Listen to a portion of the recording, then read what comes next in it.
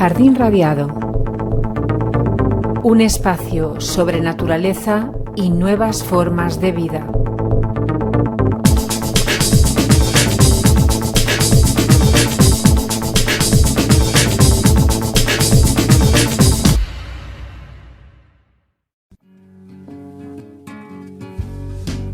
En mayo de 2019 nos sorprendió una huelga nacional de pacientes afectados por fibromialgia, síndrome de fatiga crónica, sensibilidad química múltiple y electrohipersensibilidad. Se manifestaban en todo el estado ante las sedes provinciales del INS, rechazando frontalmente el contenido de una guía evaluadora de sus enfermedades. 2 años después, Confesc, la confederación nacional que aúna a la mayor parte de estos colectivos, acaba de recibir el Premio Cívico Europeo al Dolor Crónico tercera edición por su proyecto No a la Guía del INS, galardón otorgado por la Red Internacional de Organizaciones Active Citizenship Network, red que lucha por la defensa de los derechos civiles de pacientes y consumidores y cuyo objetivo es promover y reforzar la participación ciudadana en la toma de decisiones políticas. En estos 2 años, los colectivos integrados en Confesc han elaborado y publicado 4 documentos de revisión de la literatura científica de cada uno de estos síndromes y enfermedades, documentos que han sido suscritos por distintos médicos especialistas en cada una de ellas. Hoy visitan Jardín Radiado María Matallana y Minerva Palomar.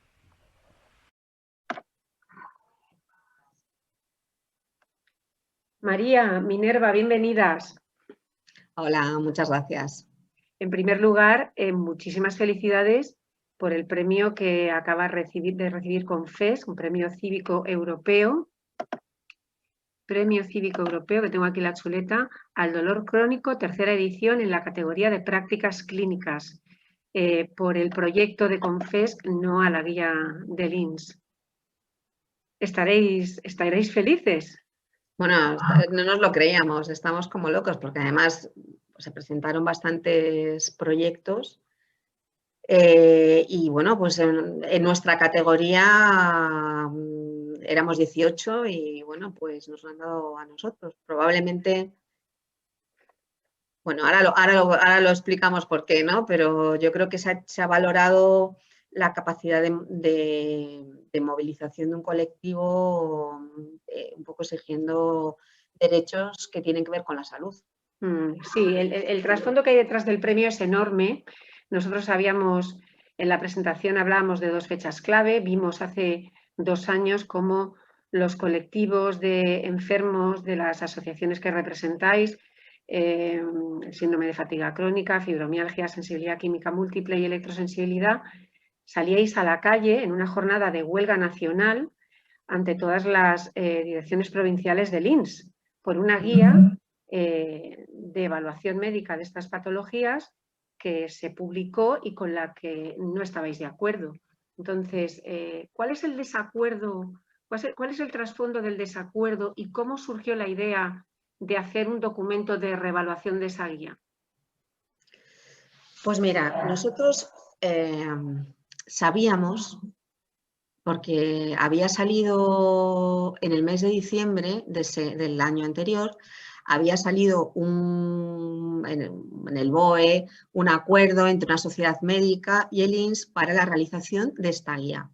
Entonces, nosotros pensando que había tiempo, habíamos empezado ya a preparar un documento con médicos que habitualmente nos asesoran, que son especializados, han hecho expertos en estas enfermedades, sobre un poco sobre todo sobre las pruebas médicas que podían servir para esa evaluación de la capacidad o incapacidad laboral.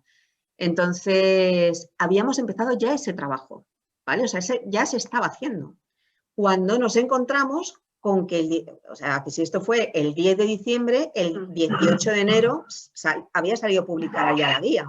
Entonces, bueno, obviamente se llevaba haciendo desde antes, ¿vale? Entonces, es una guía de valoración de estas 4 enfermedades que está hecha exclusivamente por inspectores del INS, que a ver, que son unos señores estupendos que han hecho una oposición súper difícil y tal, pero que no son especialistas en enfermedades tan complejas como las nuestras y si quieres, todavía tan emergentes, todavía tan en investigación, todavía, o sea, con una complejidad que quizás requiere un poquito más de saber que lo que puedas encontrar en un libro de medicina al uso.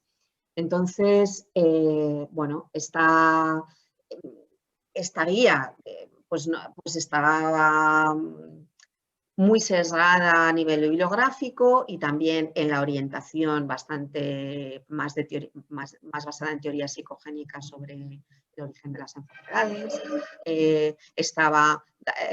Recomendaba tratamientos, ¿por qué el INS tiene que recomendar tratamientos? Este era un poco absurdo, pero recomendaba tratamientos que están demostrados que van en contra de la salud de los pacientes en diferentes enfermedades. Bueno, cometía una serie de irregularidades y de errores que principalmente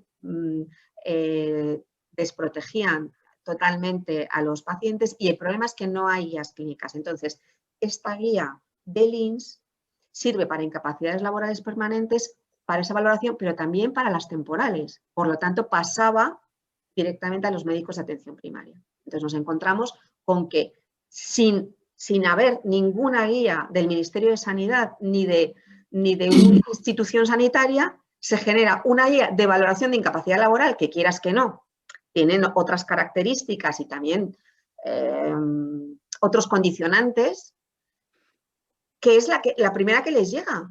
Y entonces de repente se convierte en su referencia. Entonces es que eso no podía ser. Como ya estábamos trabajando, digamos que la parte documental rápidamente pudimos irla elaborando, y lo que vimos es que teníamos que pedir ya que eso cambiara. Y entonces, bueno, se escribió un posicionamiento bastante rápidamente, se hizo este posicionamiento, y este documento que habían hecho los médicos conseguimos tenerlo sobre pruebas de valoración, y se recogieron firmas, se recogieron apoyos tanto de asociaciones como se sacó un change.org abierto al público, como de profesionales.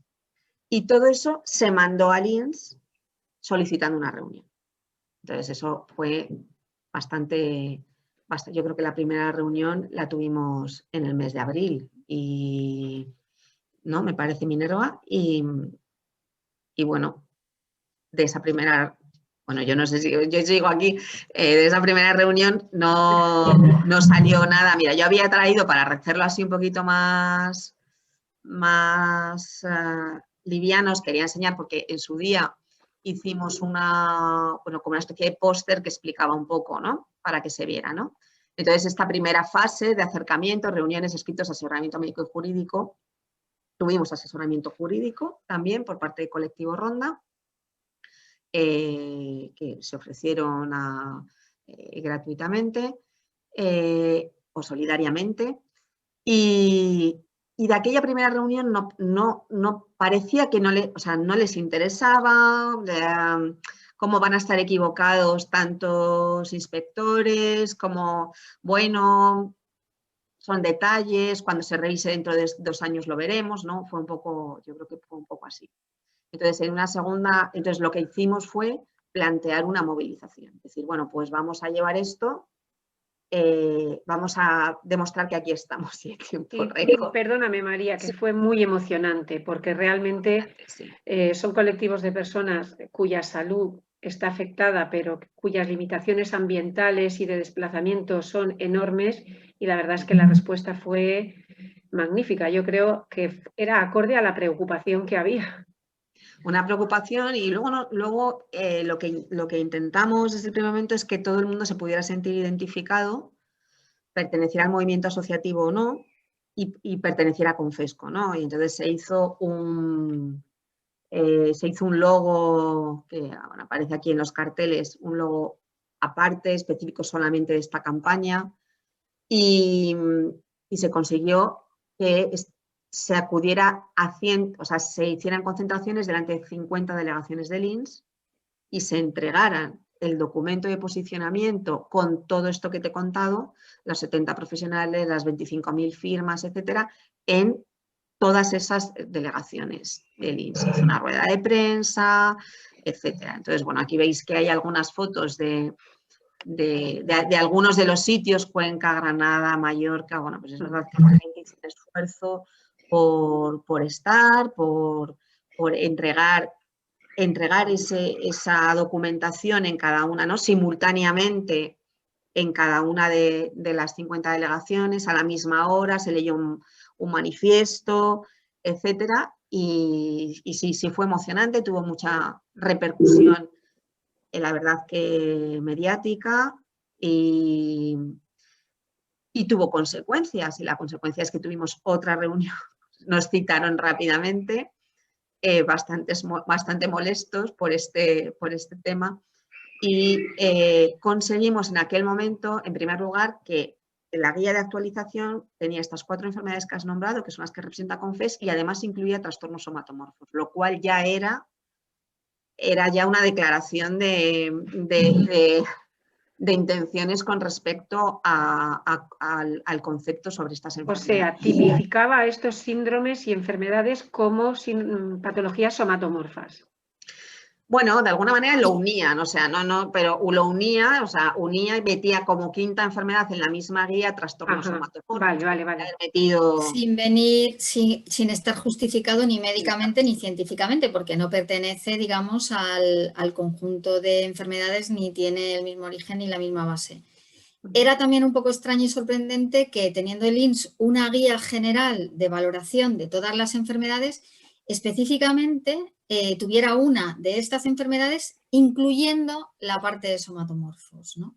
Y la parte de somatomorfo, pues rápidamente nos hizo ponernos en guardia también, teniendo en cuenta que la mayoría de este colectivo son mujeres y que puede haber ciertos prejuicios sobre la interpretación del origen o de la etiología de estas enfermedades, ¿no?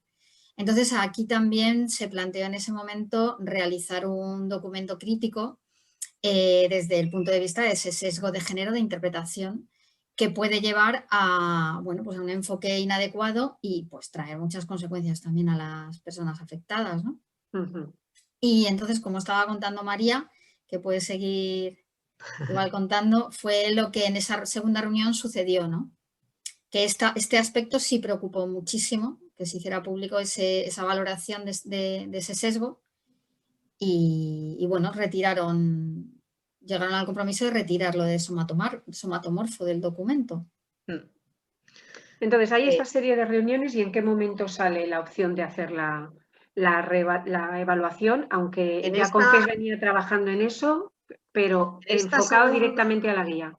En esta segunda reunión, la directora general del INS, que en aquel momento era Gloria Redondo, nos plantea que, bueno, que si nosotros justificamos punto por punto nuestros argumentos de una forma científica, que ellos lo tendrían en cuenta para esa revisión que querían hacer, que ellos se comprometen a hacer una revisión de la guía con sociedades médicas.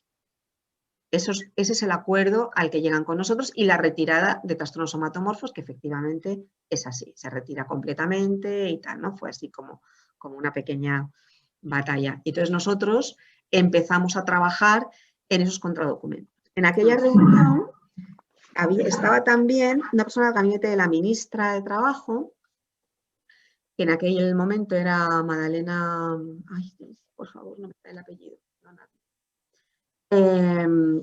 Y esta va su jefa de gabinete y pone especial hincapié en el sesgo de género que se había visto que también tenía la guía. Y dice que ese es un tema que les interesa especialmente, ¿vale? Esto queda así en julio de 2019 y nosotros empezamos y además ellos nos proponen, dicen que van a hacer un curso de formación. y quieren hacerlo con nosotros. Entonces nosotros le dijimos que mientras las guías siguieran así, nosotros no podíamos estar como colaboradores, como coorganizadores del curso ni nada por el estilo. Pero aún así nos piden asesoramiento para los profesionales. Entonces realmente se hace ese curso en Madrid al que acuden del orden de 200, por lo que nos dijeron, de 250 pues, inspectores y médicos invitados y demás, y nosotros van recomendados por nosotros tres médicos que son especialistas en estas enfermedades. Y otros ponentes que ponen ellos, ¿no? Entonces la jornada, por lo que nos cuentan estos médicos, pues causa bastante interés y bueno, ellos salen en ese sentido contentos, ellos presentaron todo, pues todo el conocimiento que tienen y vienen a decir que bueno, pues quizás otros ponentes que habían participado en la realización de la guía no tenían tampoco ni muy claro ni muy argumentado lo que podían plantear. Pero bueno, ese curso se hace. Nosotros no aparecemos, pero es verdad que nosotros recomendamos estos médicos. Y nosotros empezamos a trabajar en los contradocumentos. Entonces empiezan las asociaciones. Se hace una distribución. El primero que se hace es el de sesgo de género. El de sesgo de género está hecho totalmente por profesionales, con dos profesoras de la Universidad Rey Juan Carlos, de la Facultad de Ciencias de la Salud, y con una abogada especialista en derechos humanos. Y entonces, ahora mismo, bueno, sabéis que estos documentos se encuentran en la web de Confesc. El de sesgo de género está completamente en abierto. Y se empieza a trabajar. Síndrome de fatiga crónica fue el primero que salió en 2019, y ya en 2020 hemos ido sacando el resto de documentos hasta ahora que hemos sacado los dos últimos. Los llamamos contradocumentos, bueno, documentos de revisión, y se sigue escribiendo al INS. Pero ¿qué nos pasó? Porque de alguna manera se quedó todo parado porque hubo 2 elecciones, ¿no?, al gobierno, y a principios de 2020 cambia la dirección general del INS. Cambian los ministerios, ya no depende del mismo ministerio que antes, cambia el ministro, o sea, hay toda una serie de cambios que tardan bastantes meses, ¿no? Que esto desde el verano de 2019 hasta... Y ya empieza la pandemia. Y cuando empieza la pandemia, pues sabéis que es que todo se paralizó. Menos nosotras. Nosotras seguimos trabajando. Entonces las asociaciones comienzan con los documentos y buscamos conjuntamente médicos y otros profesionales de la salud que puedan hacer la revisión de esos documentos. Algunos han participado en partes como autores y otros lo que han hecho ha sido revisar esos documentos, plantear lo que cambiarían las citas o la bibliografía que te faltaba o que te sobraba, lo que fuera. Todo esto ha sido un trabajo lento porque han tenido, bueno, sabéis que eso lleva tiempo, ¿no? Y que luego hay que consensuar todas las revisiones, etc. Entonces, creemos que son unos documentos bastante contundentes los que hemos conseguido, que yo creo que luego hablaremos más despacio. Bueno, aquí veis un poco las portadas. Yo creo que luego veréis, hablaremos un poco de ellos, pues donde se establece un poco todas esas primeras bases de etiología de las enfermedades, diagnóstico, tratamiento, seguimiento, y donde luego se revisa la propia guía, se revisan los criterios de valoración que se podrían tener en cuenta, las pruebas que se pueden presentar, etc. Minerva, querías antes hablar. No, que lo que estaba comentando María, simplemente puntualiza una cosa, pero ya lo ha explicado ella, que fue las últimas elecciones generales, hubo todos esos cambios de ministerios, de todo, inmediatamente cuando estaban empezando a arrancar como gobierno nuevo, empezó COVID. Es que fueron 2 meses. Entonces ahí, pues lo que ha dicho María, ¿no? Se paró todo y ya lo hemos vivido, todo lo tenemos claro, ¿no? Durante un año no se ha podido hablar de otra cosa, ni a nivel de salud, ni casi de nada, ¿no? Nosotros en 2020 lo que hacemos es un estudio, lanzamos un estudio a través de nuestras asociaciones y también a través de redes sobre la situación de las personas con estas enfermedades con respecto al INS, bueno, con respecto al INS, a las incapacidades laborales, al proceso, ¿no? Y la verdad es que conseguimos 743 encuestados, lo cual nos daba un 95% de fiabilidad. Nos parece que son datos bastante interesantes que nos daban una idea también de cuál era la situación realmente. Vemos que más de un 30% de los encuestados tienen reconocida una ILP y entonces, bueno, pues esto es quizás más de lo que pensábamos, ¿no? Pero de estos un 54% tuvo que acudir a los tribunales, ¿vale? Y esa es también una de las realidades más perversas que nos encontramos, que cuesta muchísimo esfuerzo económico, personal, con desgaste de salud, el poder ver reconocidas esas incapacidades. Que al final, imagínate si con ese tipo de guía hay un 30% que consigue esa ILP, imagínate en qué estado de salud llegan. O sea, que llegan mal, llegan ya muy, muy mal, con una situación bastante compleja y con bastante dificultad para una vuelta atrás, cuando resulta que se la están reconociendo. Entonces, bueno, ha sido un proceso curioso. Claro, pero el hecho de que la guía se presente de una manera actualizada y quería ahora entrar en que nos contarais los médicos que suscriben, quiénes son, cómo colaboran con las guías, cuál es su papel, etcétera. Pero quiero decir que respecto a la información, simplemente a la información, ¿no? Esto es una respuesta al INS, pero el hecho de que esa información esté actualizada puede suponer también una mejora si esta información va a los médicos que practican en primaria, especialistas, o realmente se difunde una mejora de la situación para evitar que en el mayor número de casos posible la persona tenga que recurrir a tener una incapacidad laboral. Entonces, bueno, que es como una especie de doble efecto, no solo sobre el INS, sino ojalá también sobre el Ministerio de Sanidad. Ojalá. Ahora vemos también... Los médicos, vamos a los médicos. ¿Quiénes son los médicos que suscriben las guías en general, ¿no? ¿Quiénes son? ¿Son los especialistas? Mencionabas antes, María. ¿Quiénes firman? ¿Cuál es la colaboración que os prestan? Depende de los casos, porque en cada guía ha habido participación de distintas asociaciones y entonces en algunos casos la asociación ha pedido o las asociaciones han pedido desde el primer momento un apoyo a los médicos que les tratan o que les asesoran para la redacción del documento, como puede ser el caso de fibromialgia, por ejemplo, o creo que también en el caso de electrosensibilidad. O en el caso de, la verdad es que en la mayoría de sensibilidad química múltiple también hemos solicitado.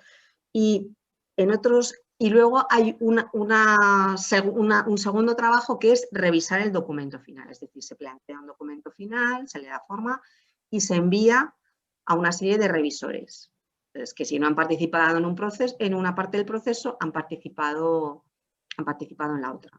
Entonces, revisan, hacen anotaciones a lo que sea, algo que no está bien explicado o que no está bien planteado o que le falta bibliografía o que habría que citar a un autor o un estudio, un poco. Está todo, lo que sí es verdad es que está actualizado a 2020, es decir, está prácticamente salido del horno. Es verdad que son enfermedades que en la medida en que hay mucha investigación, aunque no llega a como que no nos están dando todavía una solución, pero es verdad que hay mucho movimiento. Entonces, bueno, pues claro, lo que pasó hace un mes no está en ninguna, ¿no? Pero bueno, están bastante, en ese sentido, bastante actualizadas y con esta colaboración absolutamente solidaria por parte de los profesionales. Entonces, se publican o se van publicando paulatinamente las guías. Sí, se publican, se saca una nota de prensa con cada una de ellas. Y se escribe a LINS diciendo, tenemos este nuevo documento que les presentamos, nos gustaría mantener una reunión al respecto.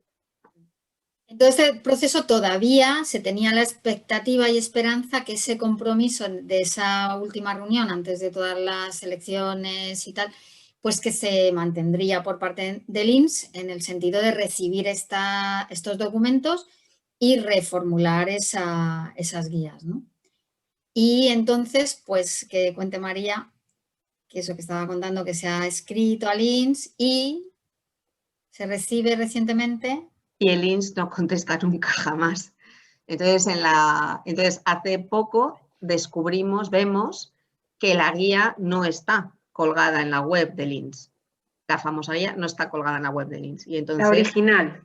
La que generó el conflicto, digamos. La que generó el conflicto, pero ya sin los trastornos somatomorfos, o sea, esa segunda edición, vale, entonces no aparece.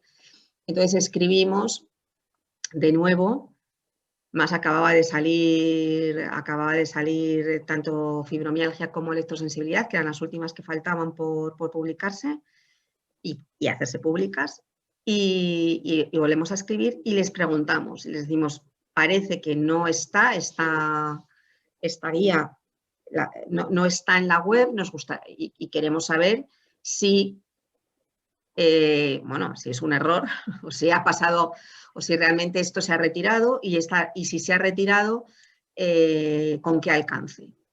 Si la respuesta es positiva, con qué alcance. Y entonces recibimos a ver, que os lo voy a enseñar. Entonces, acabábamos de recibir el premio y lo íbamos a recoger el día 17 de junio y, a ver, déjame que vea exactamente dónde lo tengo.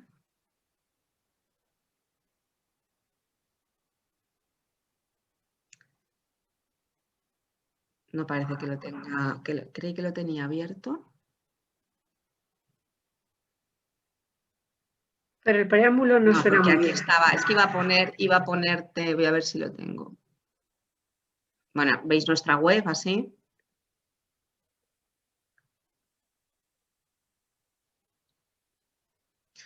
Hemos conseguido la retirada de la guía y recibimos una carta el día 16 de junio.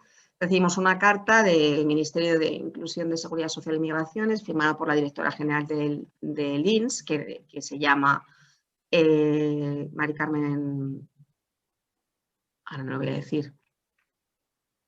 Vamos a entrar a ver la carta cuando se llama. Bueno, ahora mismo no me sale el apellido. Hoy tengo el día malo yo con los nombres, ¿vale? Mari Carmen Armesto. Y entonces, efectivamente, nos comunican que la guía está retirada desde el 11 de febrero, que supuestamente nos lo han informado, no llegó ningún tipo de información y de hecho la información que nos llega es porque nosotros lo que hacemos es, en este caso, enviar de nuevo un correo electrónico a uno de los directores generales con los que teníamos en relación diciendo, por favor, es muy importante que nos respondáis esta carta que no entendemos, no estamos recibiendo información. Entonces nos dice que la guía está retirada desde el día 11 de febrero, que se ha mandado un correo electrónico a todos los jefes médicos de las 48 unidades médicas del INS, de procedimiento de EBI, y que desde esa fecha la guía no está disponible en dicha página web ni para nuestros médicos, dice, ni para ninguna otra persona que pudiera tener interés en consultarla, incluidos los médicos de atención primaria. Con lo cual, hay una consecuencia inmediata, bueno, o sea, que no ni nos lo creemos, nos parece Nos parece una cosa absolutamente increíble y al llegar además en el marco de este premio europeo que nos daba muchísima fuerza, pues es que ya es como... De hecho, retuvimos la información un día para poder decirlo en el momento en que recogimos el premio, que claro, la gente que asistía pues estaba alucinada. Y fue bastante... Pero entonces, la verdad que fue muy emocionante. Entonces, la situación respecto al INS, la situación es que ahora mismo no hay criterios de evaluación. Ahora mismo ellos lo que dicen en la carta es que tienen una guía de valoración general de uso interno y que van a dedicar un capítulo a estas enfermedades. Entonces, nosotros creemos que lo que van a hacer es un planteamiento un poco genérico, muy genérico, porque si tienes un capítulo muy genérico sobre la valoración. No creemos que vayamos a ganar en valoración, o sea, que nos vayan a valorar mejor en este momento, porque de alguna manera esta guía que se ha retirado ya ha hecho daño, ¿no? Ya ha sido una difusión de una información que no era adecuada.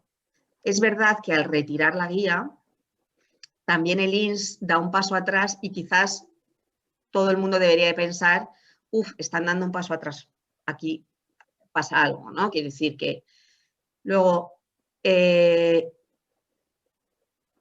tampoco va a poder usarse ni en los juicios que estábamos viendo, que es lo que al final es la mayoría de las personas que solicitan el reconocimiento de su incapacidad laboral, está yendo a través del juzgado. No se va a poder utilizar, que se está utilizando, ni tampoco en los informes de síntesis, es decir, que hacen los propios evaluadores. Por lo tanto, podrán evaluar, pero la guía no pueden utilizarla como justificante que se estaba haciendo, lógicamente, porque es una publicación que entonces se citaba. Entonces, eso ya no va a poder ser. De hecho, si aparece en algún informe de síntesis o en algún juicio, se ha utilizado desde el 11 de febrero, podría pedirse nulidad de ese juicio, por ejemplo, ¿vale? Es decir, que tiene unas consecuencias, vamos a llamar por lo menos de minimizar el daño, ¿vale? En esta carta, la directora general nos insta a que acudamos al Ministerio de Sanidad, que sería realmente el que siempre hubiera tenido la potestad de poder hacer guías clínicas. Entonces, bueno, ese camino que ya habíamos empezado antes, porque en el momento en que salen estas guías, nosotros pedimos una cita con Salud Pública y tuvimos una primera cita con Salud Pública para solicitar guías clínicas porque necesitábamos contrarrestar, es que estas guías que publicó el INS, en algunos casos iban en contra de documentos del Ministerio de Sanidad, publicados por el Ministerio de Sanidad, como puede ser, por ejemplo, el documento de consenso y la actualización posterior del documento de consenso de sensibilidad química múltiple. Es que era una cosa que es que no había por dónde cogerlo, era una cosa de verdad terrible, con grave perjuicio para los pacientes. Y bueno, todo, por lo menos yo creo que se ha minimizado daño. ¿Se van a mejorar las evaluaciones? Pues queremos pensar que aquel curso que fueron estas personas, estos profesionales médicos, ya empezaron a cambiar cosas y que estas publicaciones que vamos a enviar y que ellos van a recoger, lo que nos dicen es que van a recogerlas y que quien quiera consultarlas va a poder consultarlas. Entonces, obviamente, nosotros ahora tenemos que hacer un siguiente paso que es, ¿y qué pasa después de la retirada de la guía INS? Pues quizás es el momento de llevar esos contradocumentos o documentos de revisión a cada una de las direcciones provinciales del INS. Igual que llevamos en su momento la carta de posicionamiento. No será necesario hacer una concentración en este momento, pero sí llevar toda esa documentación para que la tengan en cada una de ellas. Es decir, asegurarnos nosotros de un mínimo de distribución. Que a lo mejor luego lo entregas y lo tiran a la basura, no todo es posible. Pero en principio la directora general dice que va a estar a disposición de quien individualmente lo quiera consultar.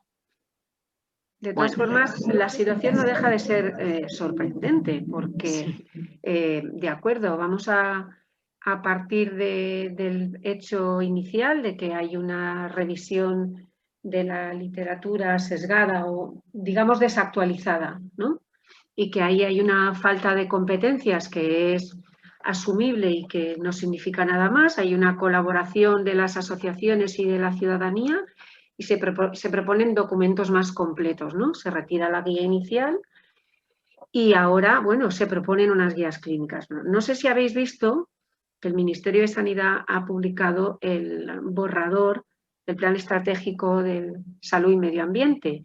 Es verdad que ahí, en principio, solo podríamos hablar de sensibilidad química y de electrosensibilidad, pero no quiero afirmarlo de manera rotunda porque es verdad que la parte de químicos la he revisado, digamos, con una lectura en diagonal, no la he visto a fondo, pero no hay ni una mención a la sensibilidad química múltiple.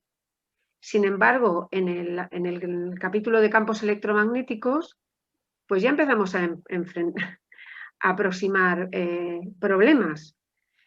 Entonces, aparte de que el capítulo de campos electromagnéticos está coordinado por un señor que hace poco tiempo, Electroquímicos Sensibles por el Derecho a la Salud, denunció públicamente por estar en una situación de conflicto de interés. Quiero decir que este es un borrador recién publicado, o en el Ministerio de Sanidad no han conocido el desarrollo de estas guías, o veremos, o son, ¿no? Los ministerios a veces son monstruos organizativos o son competencias de distintos departamentos, a ver qué pasa. Lo que es sorprendente es que con una misma literatura científica disponible hay evaluaciones tan dispares.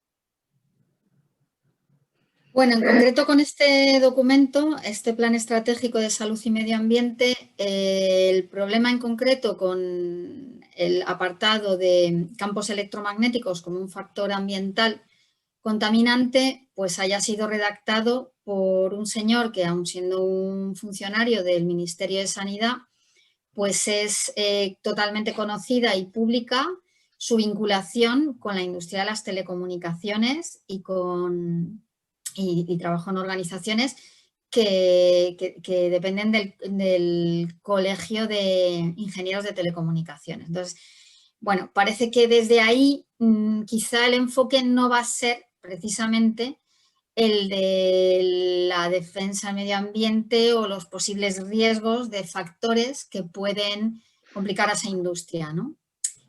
Y esto, bueno, pues no deja de ser muy, muy sorprendente, ¿no? Muy sorprendente. Entonces, sí, yo también pienso que esos ministerios son pues, sitios gigantes, en los que, pero bueno, en todo caso, el Ministerio de Sanidad y el anterior ministro y otros ministros tienen conocimiento de ese grave conflicto de intereses y habrá que pedir cuentas respecto a por qué esta persona redacta o es el coordinador de este apartado, ¿no? En todo caso, yo creo que como colectivo pienso que lo que hemos aprendido y vivido en este proceso es que es muy importante el mantenernos unidos en un objetivo común para la defensa de nuestros derechos y que es muy importante reconocer que tenemos un poder. Yo creo que una parte fundamental de esta retirada de este documento del INS tiene que ver con que una institución no se puede permitir publicar un documento cuyos, digamos, directamente destinatarios o afectados por lo que ese documento pretende regular o sobre lo que pretende orientar, se sienten perjudicados. Ha sido así y no solo ha sido así, sino que lo hemos puesto de manifiesto y hemos manifestado una oposición y hemos demostrado con todo el gran trabajo que ha hecho CONFES de seguimiento y de estar permanentemente avanzando y haciendo acciones con el tema, que que no lo íbamos a dejar. No se lo pueden permitir. Estamos de acuerdo que quizá el INS tiene unos objetivos que obviamente son poder discernir cuando una persona necesita realmente un determinado apoyo a nivel económico, una prestación porque tiene una situación de incapacidad y necesita medirlo de alguna manera y que sea equitativo y justo para todas las personas que participan de ese sistema. De acuerdo, pero tienen que hacerlo con unos documentos y con una base médica y científica completa, no sesgada, y que no perjudique a un colectivo que está necesitando una valoración adecuada. No pedimos otra cosa, o sea, no queremos que se den incapacidades a quien no las merezca, ni en estas enfermedades ni en ninguna, en ninguna. Entonces, pues haciendo esta valoración, claro, lo que tenemos ahora enfrente con el Ministerio de Sanidad, pues es precisamente conseguir que se avance en esas orientaciones que los médicos de atención primaria y también especialistas necesitan para tratar a los pacientes. En realidad, las personas afectadas, enfermas, lo que queremos es mejorar la salud. En la medida de lo posible, si tenemos médicos y médicas que no lo conocen, que tienen una visión equivocada, pues no vamos a poder hacerlo. ¿Qué necesitamos también? Necesitamos que se entienda y se valore adecuadamente nuestra problemática, porque en la medida en que podamos, queremos seguir trabajando, tener vida activa. Para eso tiene que haber un reconocimiento de que los problemas de salud existen como son, no de una forma que no se ajusta a esa realidad de la etiología, etcétera, etcétera. Entonces, pues yo también desde aquí haría un llamamiento a que estemos pendientes y sigamos pendientes de todas las acciones que se vayan a emprender desde CONFES, independientemente de que sean asociaciones que estén o no estén en CONFES, igualmente de personas que están asociadas o no a asociaciones X, para que apoyemos este proceso y que no sean personas ni en conflicto de intereses, como esta persona del ministerio, que supuestamente, según él tiene en su currículum en LinkedIn, es dentro del ministerio una persona referente en las enfermedades de fibromialgia, síndrome de fatiga crónica, sensibilidad química y electromagnética, cuando ni es una persona que ni tiene experiencia clínica, ni tiene publicaciones al respecto. Lo único que se le conoce es su vinculación con la industria de las telecomunicaciones. Entonces, tenemos que pedir seriedad. Y eso no es serio. Me llamaba la atención porque nosotros hemos ido al Ministerio de Sanidad ya unas cuantas veces. Nunca jamás, no conocemos a este señor. Nunca ha venido a una reunión. Es decir, tienes un coordinador de este área y no asiste a las reuniones que tienes con los pacientes. ¿Por qué? Porque al final no es el que se banca. Lo lógico sería que por lo menos escuchara de primera mano, o que nunca ha firmado un documento que nos respondieran, ni una... O sea, es una cosa un poco rara para nosotros, sobre todo que nos desorienta a la hora de ver cómo tenemos que funcionar, ¿no? Pues nosotros ahora tendremos que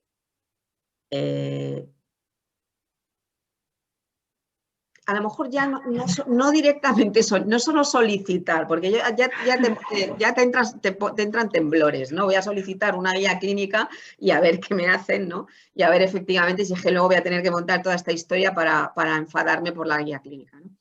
Pero sí quizás el poder plantear una elaboración de guías clínicas conjunta con el Ministerio de Sanidad, con los pacientes y con sociedades médicas que cada vez están más, se conocen mejor las enfermedades, se van conociendo mejor, se van aceptando mejor, ¿no? Esta mañana hemos publicado, bueno, hemos difundido, porque no hemos publicado nosotros, hemos difundido un artículo se llama verific.cat en este caso, ¿no? Que es de un organismo de verificación de datos para el tema de los bulos y demás, que ha solicitado una compañera afectada de sensibilidad química múltiple, y entonces se ha hecho una publicación de desmentido de que la sensibilidad química múltiple tenga un origen psicosomático, sino que tenga un origen orgánico en tóxicos, y la Sociedad Española de Medicina Interna lo reconoce. O sea, aparece una cita porque les han llamado para verificar. Entonces, es que llega un momento que dices, bueno, a ver, ya, o sea, ya tenemos que estar en otro sitio, ¿no? Tenemos que colocarnos de otra manera, no podemos seguir aquí sin tener ni idea, sin leer cosas, sin mirar, seguir negando lo que ya es una evidencia. Y es una evidencia porque además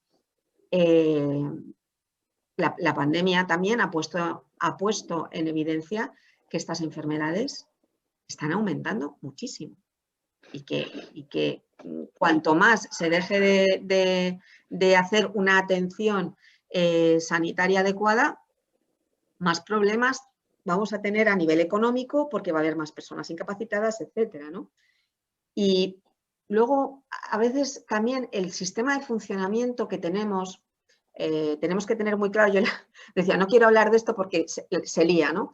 Pero el INS se encarga de las incapacidades laborales temporales, que son las bajas, ¿no? Que lo que nosotros llamamos baja por enfermedad, y también las permanentes, que serían pues estas especie de que te conviertes en pensionista, ¿vale?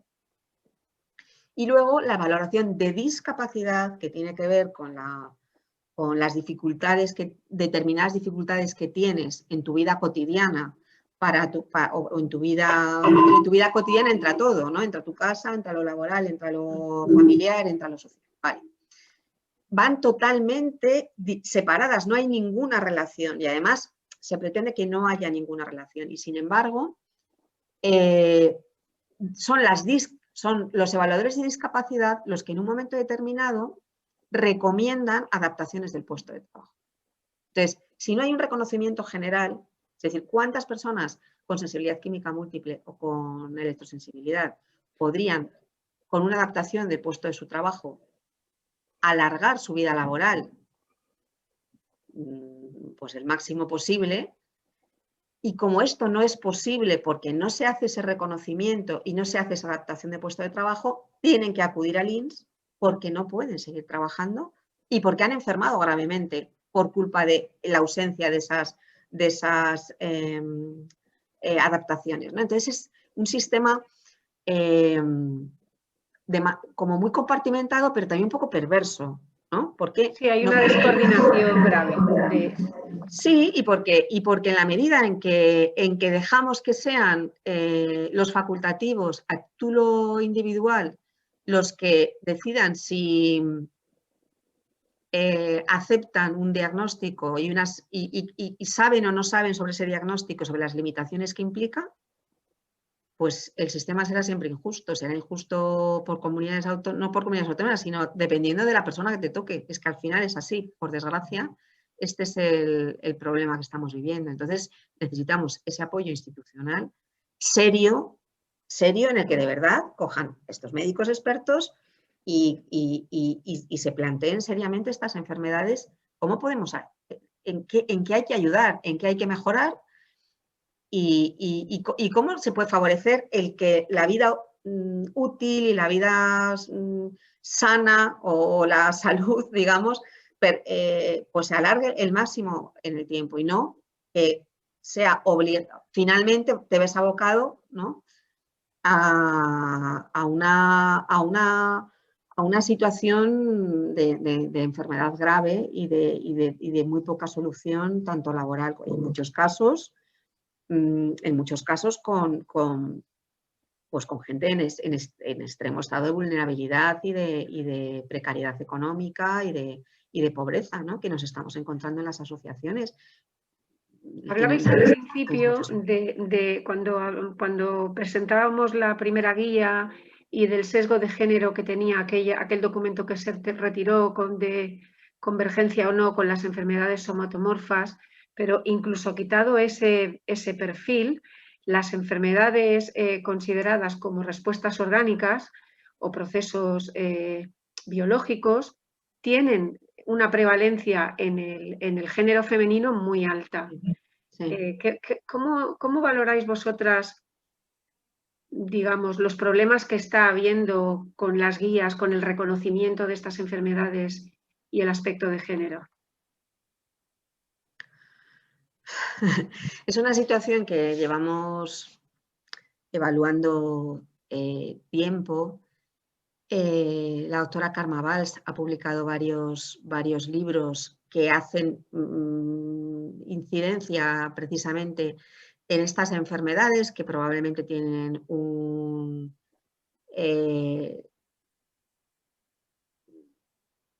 tienen o complicaciones, vamos a llamarlo, donde influye mucho todo el aspecto hormonal y que han sido como descreídas, ¿no? De todas maneras, no somos solo mujeres, ¿eh? Hay también hombres y como siempre se quejan de que no se les nombre, ¿no? Que también tienen y desarrollan este tipo de enfermedades, pero sufren también el descreimiento que han tenido estas enfermedades a causa probablemente de ser del género, o sea, básicamente femeninas.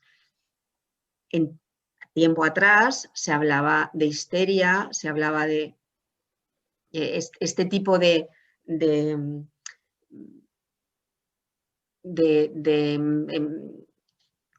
lenguaje y como de relacionarlo con una situación en la que la mujer inventa y la mujer se queja, que la mujer no suele quejarse mucho, la verdad es que somos bastante duras, estamos aguantando como jabatas los procesos en los que nos vemos metidas, estamos con nuestras familias, intentando salir adelante hasta que no puedes más, Pero esa es la realidad no admitida, ¿no? de las mujeres. Y entonces, este documento, además, hacía valoraciones como muy explícitas al respecto, ¿no? Es que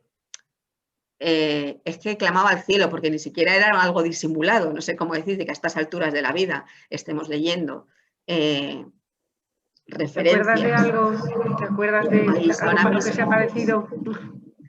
Ahora mismo creo que en algún momento, de hecho se utilizan, lo voy a mirar, yo ahora mismo no me acuerdo exactamente. Bueno, tampoco importa. Así un poco abierto y a lo mejor te puedo encontrar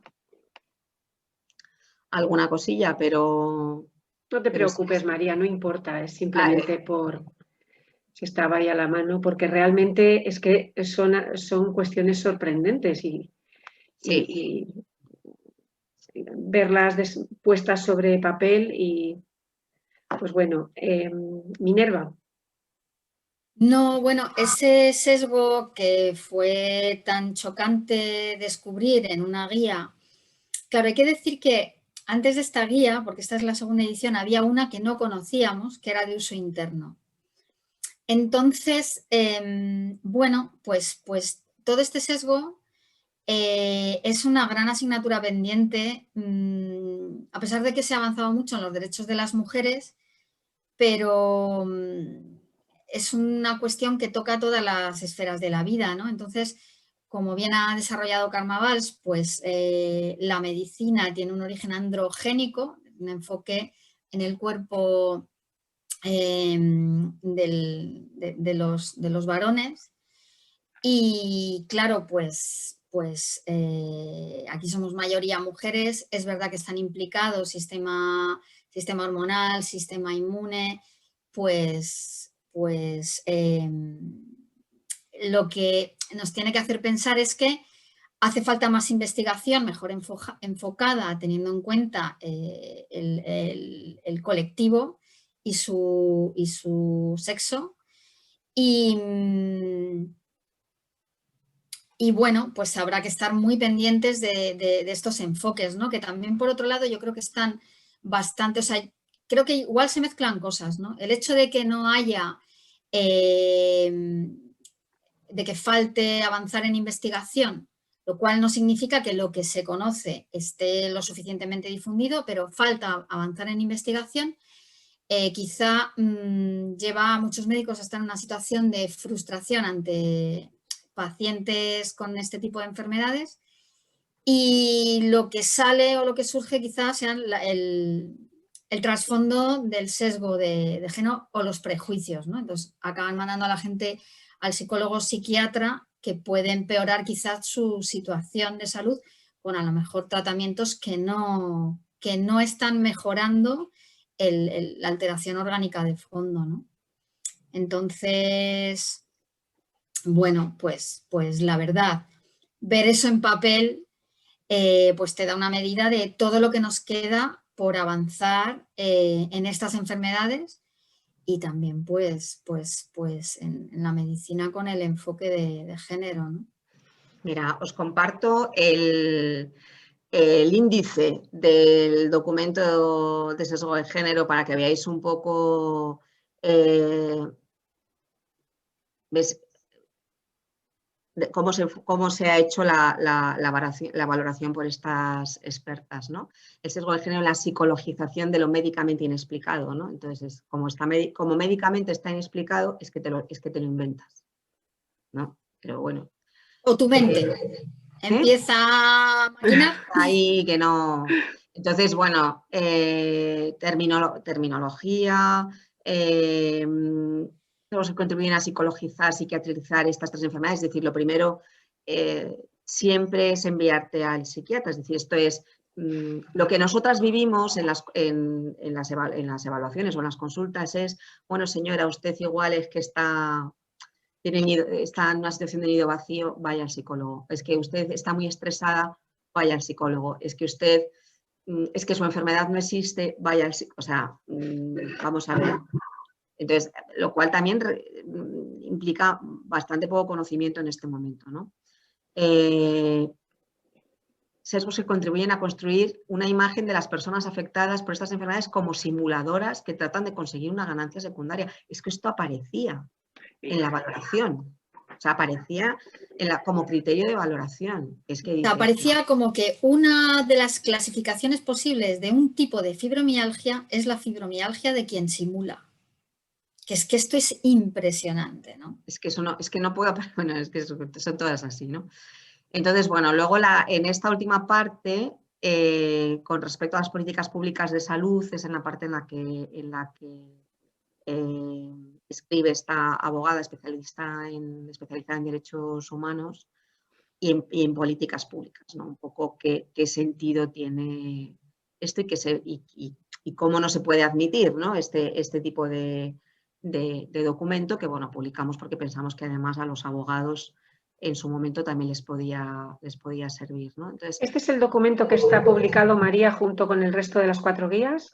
Sí, este es el documento. Entonces, a ver, porque iba a ver dónde tenía yo. Si es aquí, mira, yo os recomiendo, dentro de proyectos, ¿veis? Hay uno que se llama Guía INS, que vienen todas las guías si quieres llegar a una, o si pinchas directamente en Guía INS, te sale esta página que te explica un poco todo el proceso, pues, y todos los documentos que hemos ido publicando, con lo cual está perfectamente todo documentado, y los 5 contradocumentos, ¿vale? Sesgo de género, síndrome de fatiga crónica, encefalitis miálgica, sensibilidad química múltiple, fibromialgia y electrohipersensibilidad. Entonces, cualquiera que tú pinches vas a ver, pues igual que en el que tenemos abierto, bueno, cualquiera lo podemos ver, ¿no? Vas a ver el documento de... No hemos entrado dentro del documento en sí, ¿vale? Tienes una versión completa y una versión demo y vas a encontrar, pues, todos los autores, pues en este caso son 4 entidades, los médicos que han hecho la revisión, que veis que son 1, 2, 3, 4 y 5.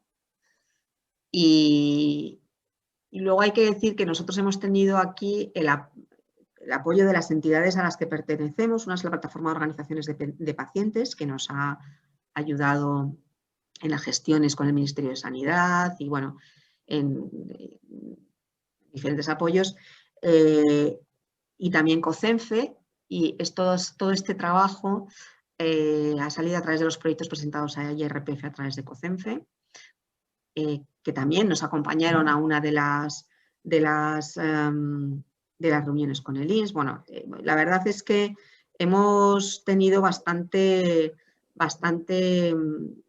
apoyo y yo creo que eso también es importante para el resultado y para los objetivos en general que tenemos como entidades de pacientes de conseguir esta atención sanitaria, de conseguir este reconocimiento y de conseguir estar lo mejor posible, ¿no? Es decir, por lo menos estamos en las mismas. A lo mejor a veces solo conseguimos minimizar daños. En este caso, nosotros estamos súper felices de que se haya retirado. Nos parece que es un subidón de un resultado fantástico para un trabajo hecho por muchas asociaciones juntas, no todas asociadas a la red de Confes, sino algunas no, pero que nos hemos unido para este objetivo común, como nos unimos a vosotros, a ecologistas, pues porque compartimos objetivos en muchas ocasiones y no tienes un sentido no perteneces, pero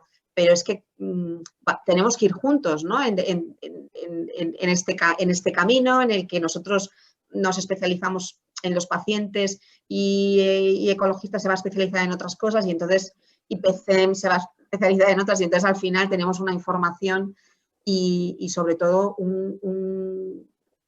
como unas razones de cara a la ciudadanía para poder hacer unas reivindicaciones que son lógicas y que tienen que ver con la salud de las personas y con la salud de los espacios en los que vivimos, que es lo que estamos viendo, ¿no? Por cerrar el asunto de la guía, entonces ahora estamos a la espera de las guías clínicas. ¿Vais a solicitar que el Ministerio Vamos a empezar a trabajar, vamos a empezar a ver el tema de guías clínicas, que queremos hacerlo un poco de esta manera que te digo, como haciendo una propuesta, porque el problema de las guías clínicas es que todas las enfermedades quieren guías clínicas, entonces debe haber una lista de espera de asociaciones pidiendo guías clínicas, esto nos dijeron, y es verdad que el Ministerio de Sanidad tiene poco dinero, y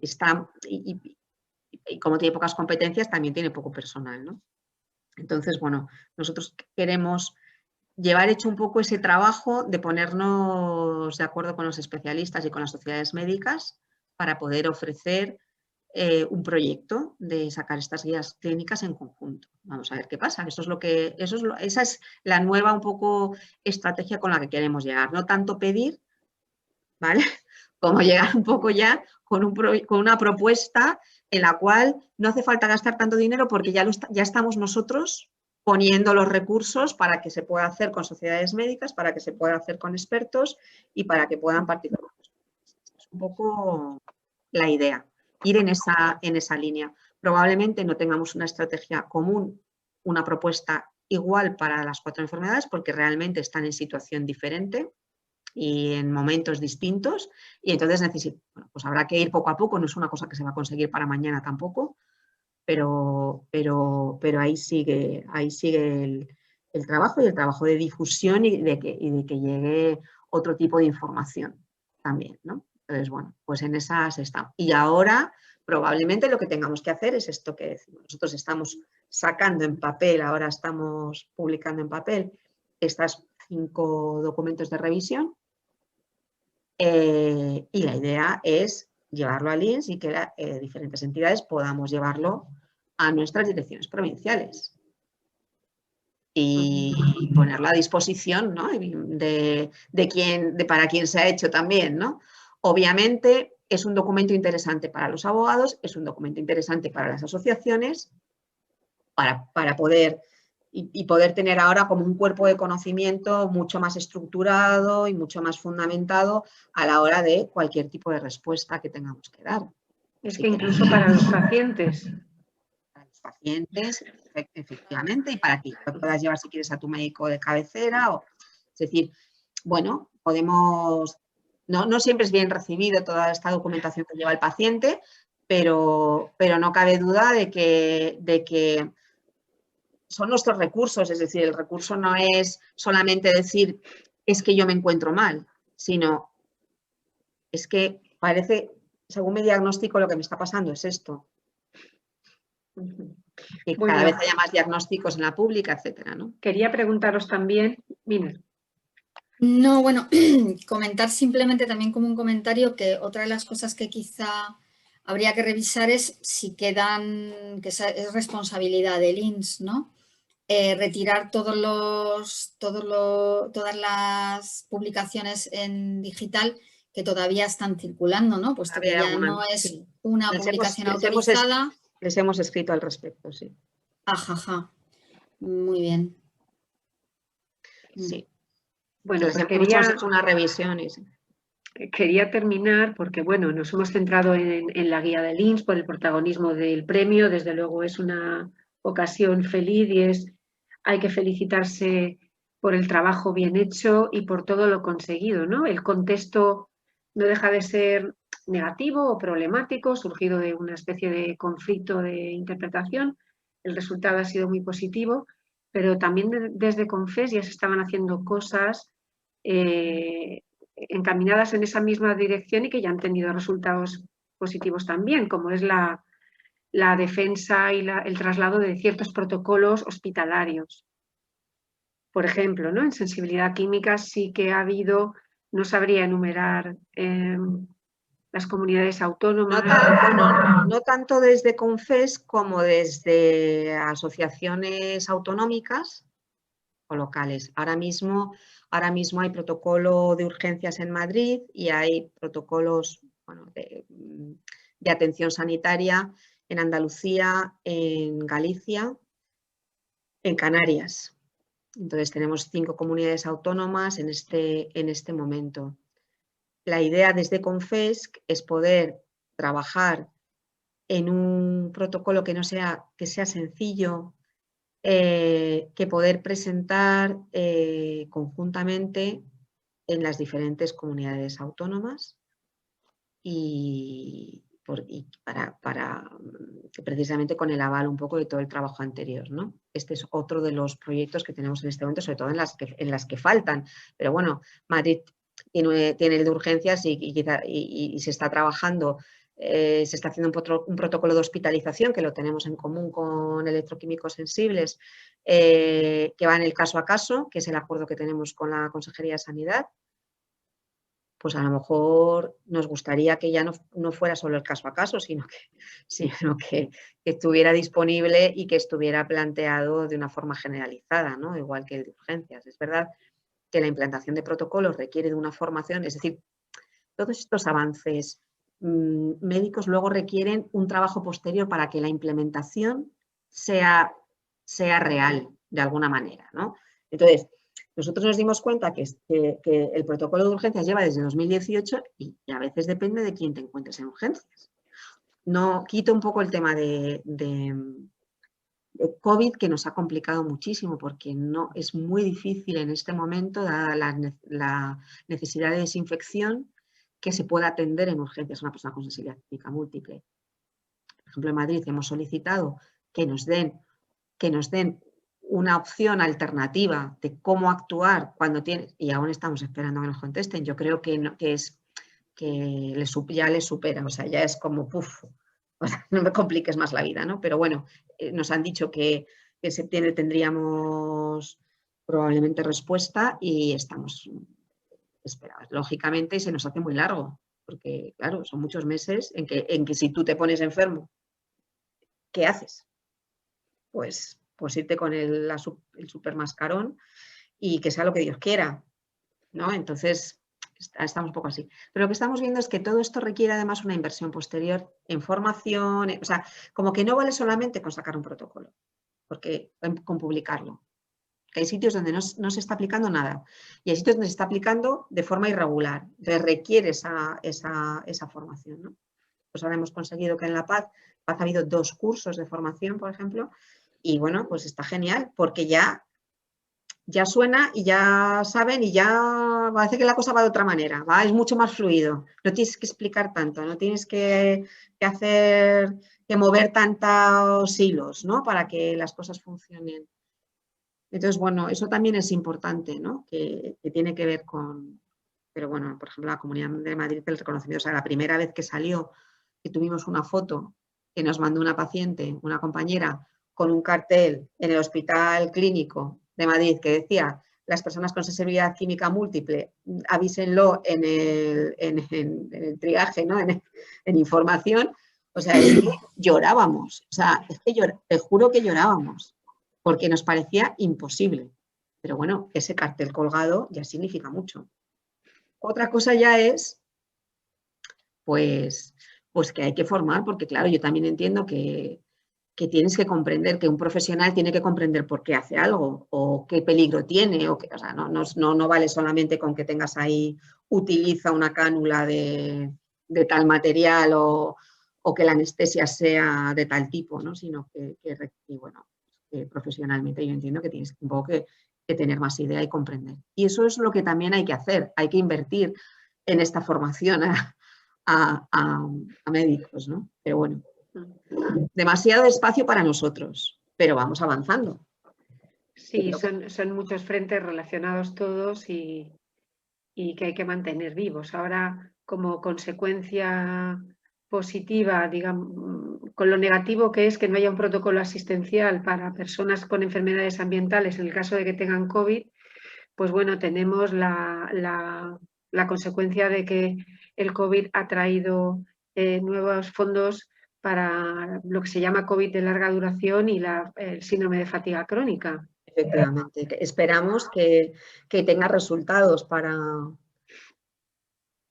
nosotros, para mejorar, bueno, sobre todo de cara a tratamiento y ojalá cura, ¿no? Porque, claro, al final parece que como, claro, somos crónicos y ya parece como que ni te lo planteas, pero, o sea, no sé si una persona que lleva 15 años enferma como yo puede llegar a curarse a estas alturas, porque yo creo que siempre hay un deterioro, bueno, pero sí, para la gente que viene nueva, pues, ¿por qué no, no? ¿Por qué no vamos a seguir con esa esperanza? Entonces, un poco el trabajo que se hace desde las asociaciones y las personas que estamos ahí, pues va siempre encaminado a intentar encontrar soluciones y soluciones que lleguen al mayor número de personas posibles, ¿no? Que no haya esta diferenciación, esta brecha económica tan grande también en este momento, ¿no? Que eso es bastante sangrante, la verdad. Cualquier cosa que se nos haya quedado en el tintero. Ay, perdona, Minerva, que te estoy pisando. No. Comentan, no, yo ya estaba proponiéndoos que cualquier cosa que queráis añadir, que os parezca interesante y no hayamos entrado, algún fleco final.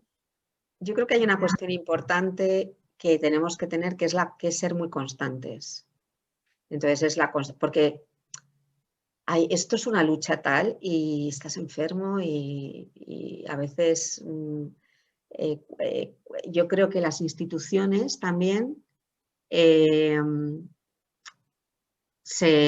no sé, te ponen en situación como de abandono, ¿no? De, bueno, que se vayan a la porra, pero no podemos mandar, porque si tú mandas a la porra, los que perdemos somos nosotros.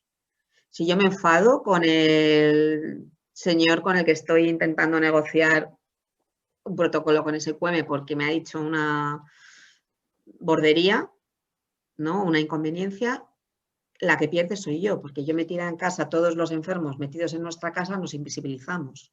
Entonces, la única manera es ser pesados, seguir, volver a escribir, discutir, debatir, ver qué otras líneas tenemos, que pues, si no entramos por aquí, si podemos hacerlo de otra manera, quién nos puede ayudar, bueno, y ese es un poco el trabajo, ¿no? Que hay detrás, que hay que no se ve, ¿no? Detrás de las asociaciones que sacan en un momento determinado una noticia o sacas, ¿no? Es todo ese trabajo que hay detrás de organización de la información y de no cansarte y de no olvidarte, que es difícil, ¿eh? A veces es difícil porque te acabas un poco mosqueado y porque... Es muy duro, es muy de valorar a todas las personas que permanecen y se mantienen ahí al pie del cañón. Porque los avances son poco a poco, a pesar de que, por ejemplo, como en un momento dado, pues se ve el resultado de la retirada de la guía, pero como se ha visto en este espacio ahora mismo, ¿no? Pues el trabajo que hay detrás es inmenso, es inmenso. Y también pues hace falta estrategias, objetivos y estar organizados y en red, trabajar en red. Hay un llamamiento a todas las personas enfermas y afectadas en el sentido de ver cómo cada quien, si va a participar en algo, que sea algo que pueda sumar, incluso cuando sean críticas negativas, porque se piensa que una crítica puede ayudar a construir algo, pues que suponga realmente algo que construye y que no destruye, que no desgasta, que no quema. Y bueno, pues al final la gente que se quema suelta el testigo y hace falta que eso se sostenga, ¿no? Bueno, Minerva, María, muchísimas gracias. Muchísimas gracias a ti por darnos este protagonismo, por darnos la oportunidad además de explicar un poco los entresijos y las cosas como con tranquilidad, no solamente a través de textos. Y de verdad que gracias, yo he estado a gusto. Es muy importante lo vivido, no solo la noticia, que claro, es lo importante, es en lo que hay que hacer hincapié, pero es importante transmitir la experiencia completa, el recorrido, la lucha de los colectivos.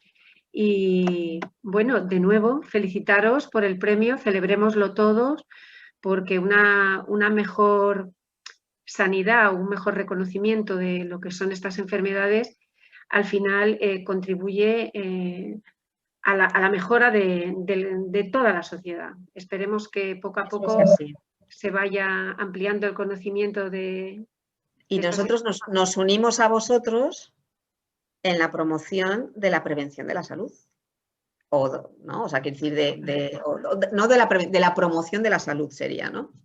Promoción de la salud, prevención de estas enfermedades. O sea, creo que ahí hay un trabajo también importante y que probablemente vosotros también ahí lideráis bastante y nos tenéis ahí fijos. Bueno, pues gracias otra vez. Celebremos el premio y que la próxima vez que nos veamos sea para celebrar las guías clínicas. Ojalá.